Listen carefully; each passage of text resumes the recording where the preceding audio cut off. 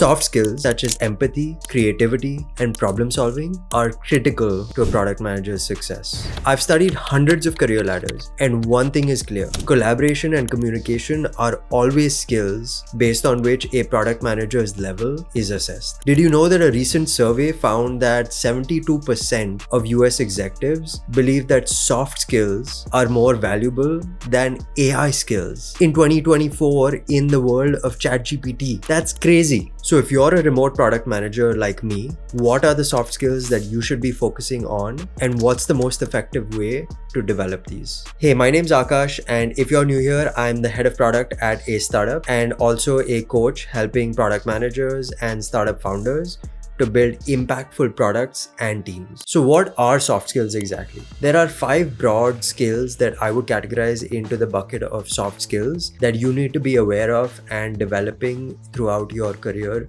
and journey. In fact, these become more and more important as you grow in your career. Effective communication, teamwork, influencing without authority, problem solving, and leadership. Let me give you a quick explanation of each before we dive into how to develop and improve each of them. Effective communication is all about conveying complex information in a simple manner to all audiences. Product managers must constantly convey their vision, trade-offs, and decisions to different teams and stakeholders. And each stakeholder will need the information to be presented in a slightly different way. So the way that I convey my roadmap to sales, for example, will be very different from how I present the same roadmap to engineering. Teamwork is about aligning all stakeholders towards the same objective and metrics. Since product managers must think about the final customer experience across internal team boundaries, this is another critical skill to master. Influencing without authority is about aligning stakeholders through sound frameworks and analysis rather than top-down authority. Since product managers don't have anyone actually reporting to them, this is the tool that we must use to actually enforce and execute on our visions and roadmaps. This is done by building case studies, product one-pagers, trade-off analyses, etc. Problem solving involves first understanding the problem and root cause, and then brainstorming solutions and alternatives. Product managers are basically always problem solving, and this is done to ensure that the customer experience and customer value is delivered in the fastest and best way possible. For example, during a product's execution, I need to figure out how to optimize a customer flow when the tech has limitations and known issues to it, but I still need to figure out what is the best alternative for a customer. And finally, leadership is about guiding and influencing others to maximize their capabilities to achieve a collective goal. Product managers are seen as the leaders of the cross-functional product team.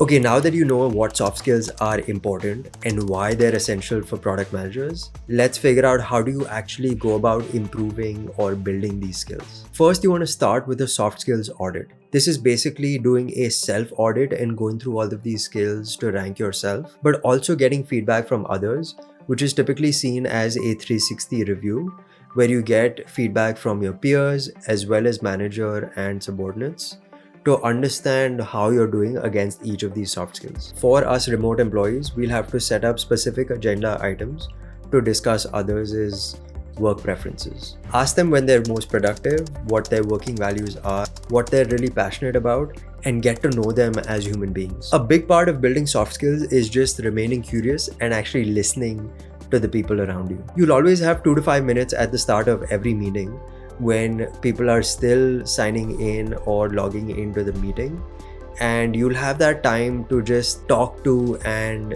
sort of socialize with the other people who joined in early like you. So rather than just staring off into the distance or keeping your camera off, you want to actually engage with people. Ask someone, hey, how's the weather in your city? Or I heard that you were off last week. Were you on vacation? Or I heard that you had a health crisis in the family. How is that? How are your parents doing now? Getting to know people in a remote environment adds that bit of collaboration and humanity to everything, which doesn't really happen because there's no water cooler conversations when you're remote. And remember to always listen and follow up on things that you hear.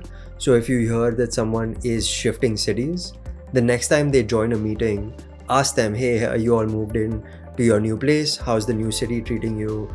How are you liking it? Next, you want to get better at reading social clues by understanding the other person's voice, looking at their facial expressions, or even assessing their energy level. And remember to ask for feedback every couple of months from the people who you work with to make sure that you're actually making progress. But finally, try to meet your team members in person as often as possible, because nothing really beats in-person meeting and in-person bonding with someone else. In my team, we try to do a in-person offsite every 4 months so that we get 2 or 3 days to spend with each other and get to know each other.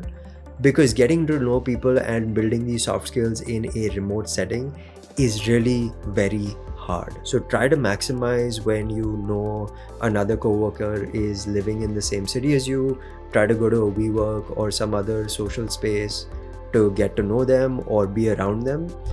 Even try to get a drink with someone or invite someone over if you know that they have kids the same age as your kids, things like that. Use every opportunity you have to socialize with the people around you, and always weigh more heavily on in-person meetings, because nothing can replace those. Next, in addition to building all of these soft skills, you want to check out this video that will tell you exactly how to get ahead of 99% of product managers, because I can guarantee you that you're not doing something on that list.